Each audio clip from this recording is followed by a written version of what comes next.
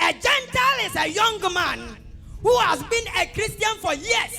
As a matter of fact, for decades, even for centuries. And then when you raise a Bible topic like fornication, he will quote Solomon and defend you that Solomon did not take one girlfriend. When you talk about a topic like alcoholism, he will quote you with the Bible and tell you that prove to me which quotation discourages drinking.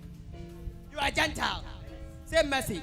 You talk about marriage. Are you married? Yes, I am married. But he believes in polygamous marriage. Waware. He's a Christian. He claims to have Christ as his personal savior, but he believes in a polygamous marriage. What is polygamous marriage? Marrying more than one woman. Adentia.